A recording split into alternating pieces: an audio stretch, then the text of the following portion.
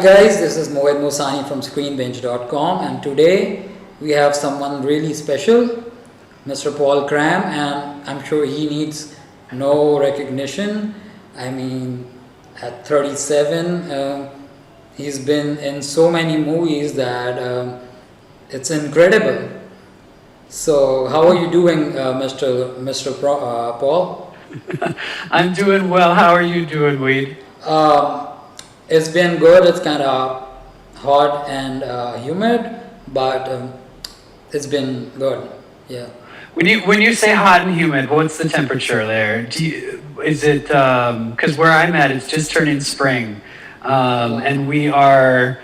I want to say I have to look at my temperature as well. I want to say that we're hovering like around 60 degrees Fahrenheit, which is kind of cooler temperatures. Okay, so over here we have Celsius, so it's like 38, 39 Celsius right now. Okay. And, okay, and like 70% humidity. So you go to the shower and come wipe yourself and you're wet again. Yeah. Oh my gosh! Yes.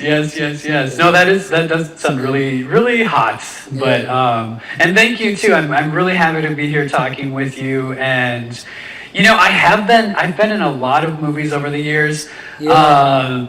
I have to say though, I think a lot of them people might not totally know who I am. For people that don't know, I'm a character actor.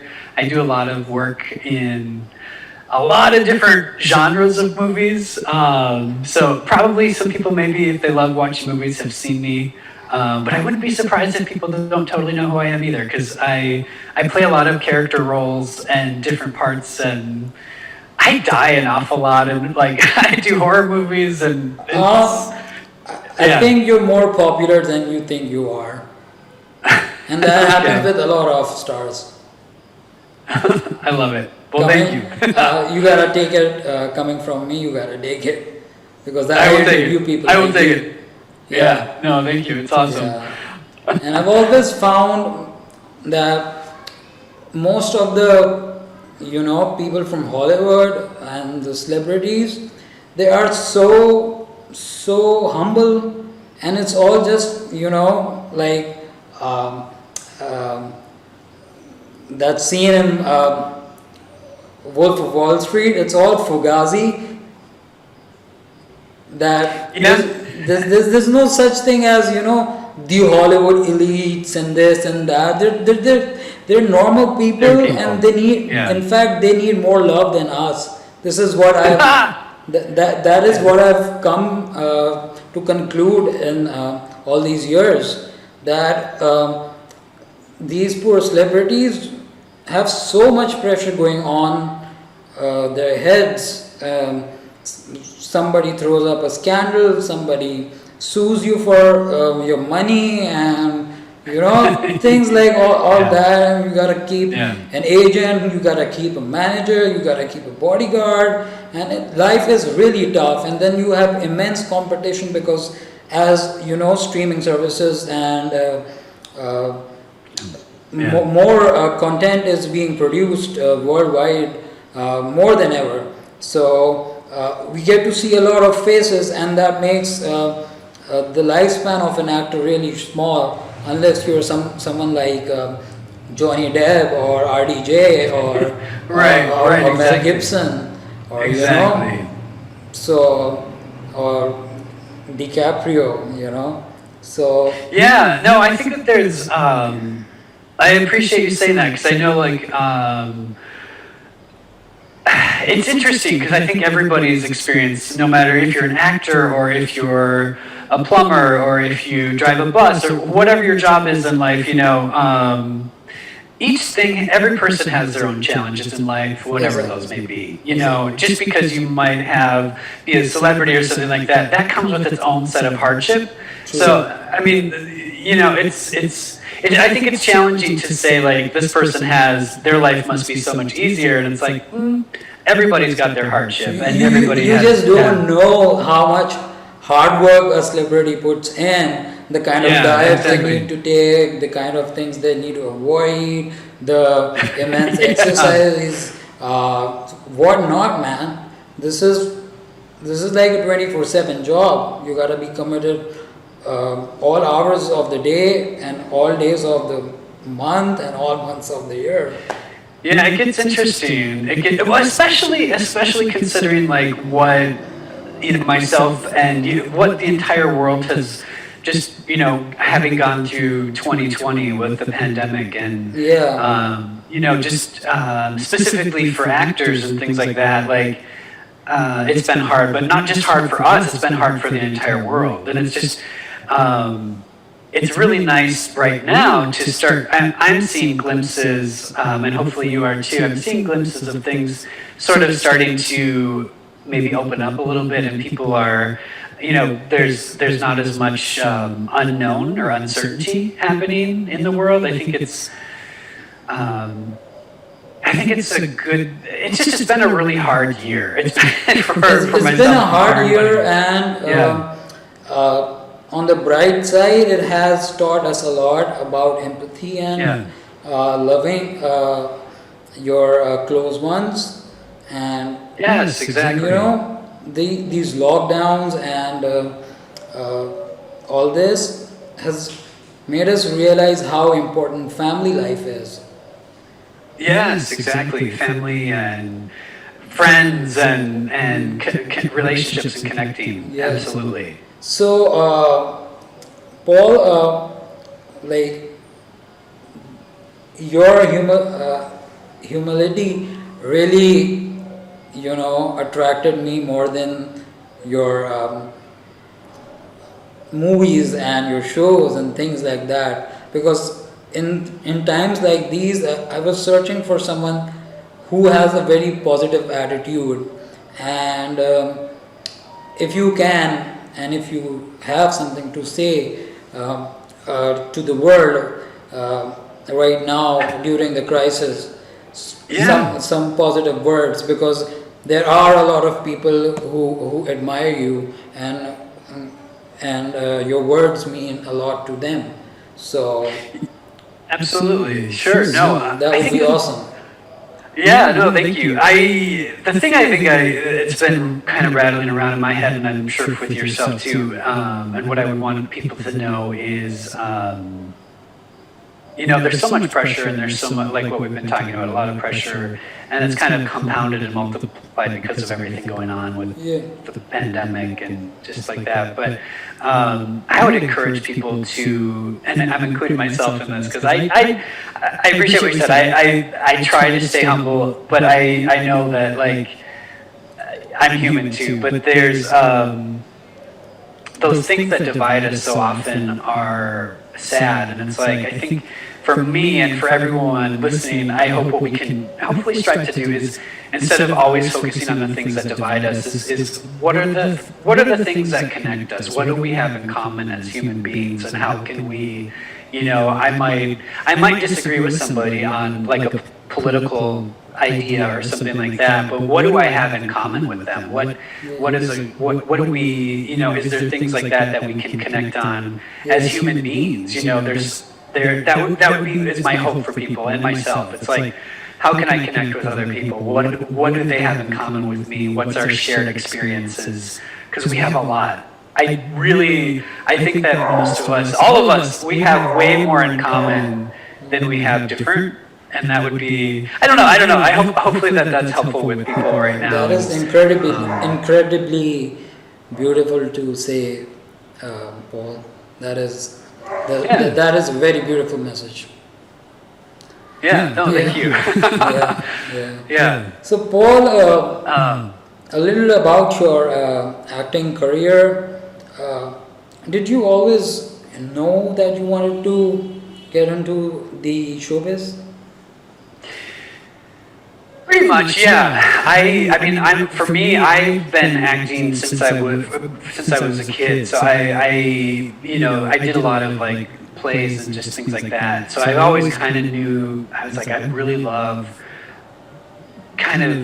for me, I love thinking about the like the psychology of the character, well, even the psychology of like the writer that wrote the story, like what are they trying to say? Big picture, like what is the author trying to get across? That's fascinating to me, but also like when I'm playing just specific characters, it's like, what makes this person tick? What are they, kind of that why? Like why are they doing what they're doing? And it's fascinating to me. It's kind of it's a never-ending sort of psychology study of characters and people. Exactly, you must love psychology, human psychology. Yeah, I love that. Same here because I don't want to brag about myself, but please do. I write fiction, and I don't really publish it because it's very personal to me. And Sure. just a handful of people get to read it, but the kind of satisfaction that it brings to me is so much more than my entire year's salary, because that Sure, comes yeah. straight out of the heart, and you cannot put a price on my fiction, and you cannot even put a full stop on my fiction, not even a comma. Yeah. Yeah. You write short stories, right? I think I read that on. I think I read that on the site. Short stories, or do you write like what style? What's your favorite like? Is it short or is it like books or what do you kind of how long is They're it? short stories with a lot of detail, and Okay, cool. that's like briefly packed into, you know, let's say 2,000 words, but Awesome. Okay. but there will be every detail that will make you smell what I'm talking about, that will make you see what I'm talking about. So yeah, I would share something, sure. No, that's really cool. I mean, a lot of people that are familiar with me a little bit, I love to read and I love novels, and I'm a huge fan of like the genre that I really love reading is young adult fiction. What is there a specific genre that you like to write in? Well, for me, I've always been kind of a rebel, so I write about the things that that the society does not want to talk about openly, but they all do it or talk about it behind closed doors. So I write about those things openly. Nice. Yeah. Very nice. Yeah. So It sounds fascinating. yeah. It's fun. I have to say, it's fun to play. Like as an actor, it's fun to. I get cast quite a bit in roles that are. I guess I would say they're character pieces and character studies, and a lot of it gets really dark. You know, Exactly. drug addicts. You know, murderer. You know, sort of the underbelly of human existence. And I have to say, it's fascinating and fun to play because you get to explore some of those ideas and concepts and. Yeah, it's interesting. So you're right. It sounds. I bet it's pretty good. My stuff is like so dark that my mom said I cannot, even share. You write beautifully, but I can't even share with my friends. It's so dark. So write something nice, and write something nice for me. So I wrote a piece for her, which is partially fiction and partially non-fiction. In fact, all of my fiction has elements of, reality. I feel that's the case with all writers. Nothing is completely, fiction. Well, I think that's true even of. I mean, my experience has been that that's true of artists. You know what I'm saying? Where it's just like whatever the medium, be it painting, be it acting, be it writing, be it. I mean, take your pick on art, and it's like I always think there's a little bit of the artist in their work, which I. yeah, even in the roles that I play, like if I'm playing like these really dark roles, it's like there's still a bit of Paul in there. There's still something that it's me. You know what I'm saying? And that's I'm playing somebody that I'm not, but there's I don't know. Hopefully that makes sense. I think people get what To I'm me, trying it to does. To me, it Yeah. does. Yeah. So I totally get what you're trying to say. So, Paul, I would like you to talk about your upcoming project. Yeah. Thank you. There's a project. Yeah, We man, my filmed- research is like full. Okay, I've done my research. So, I was gonna say, you know your stuff. There's a project. It is we wrapped and we're done filming. It's called the Soviet Sleep Experiment. Oh, yeah. And yeah, the Soviet Sleep Experiment. And I've been getting some notes from people. They're like, "When is this coming out? When is this coming out?" And I'm like, "I don't know. I don't know. I don't exactly know." But it's for people that don't know, the Soviet Sleep Experiment. It's a really interesting. It's really dark. But it's kind of this urban legend that lives online. It's based on a story that started going around on the internet about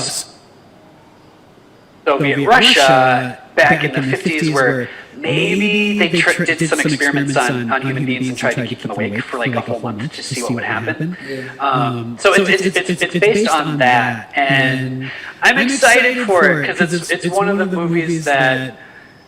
For me, I got to play. One, I got to have a Russian accent, which it's always fun to have an yeah.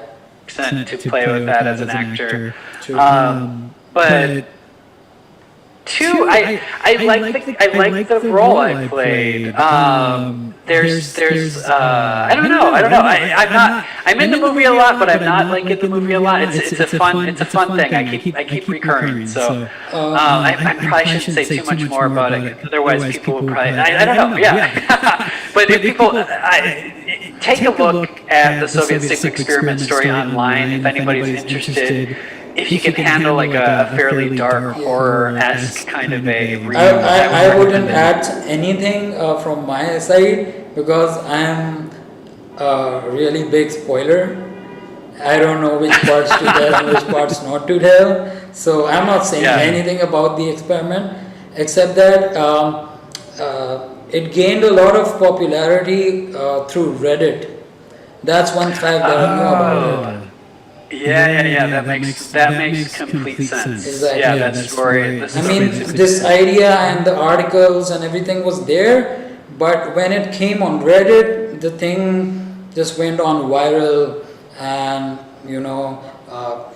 YouTube channel started telling the story, and other channels started telling about the story, and so God knows what part of it is true and what is not. But I am really excited to watch this movie because I myself am into mind-bending movies, something that scares the scares the pants off you. Yeah, exactly.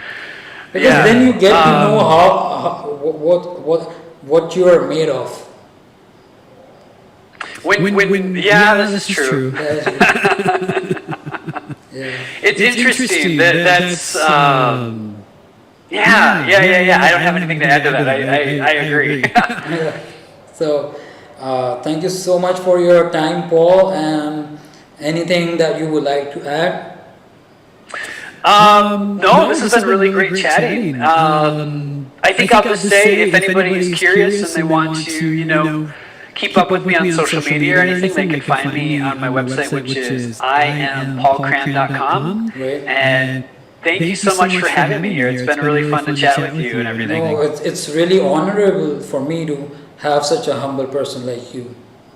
Because let me tell you, I scheduled your interview first. Wonderful. Yeah. Wonderful. So, because I knew that, past the 1 a.m., 2 a.m. time, I won't be in my real senses. So I need to talk to this guy very clearly and very freshly. and I don't want No, to miss I- this beautiful opportunity. Yeah. So No, I really appreciate that. That's yeah, awesome. it's been a very nice chat. Thank you for coming on ScreenBinge. I hope to see you again, and we're waiting for the Russian experiment. Woo! Yay! Okay. All right. Well, this has been a pleasure. We'll talk to you later. Talk to you later, bro.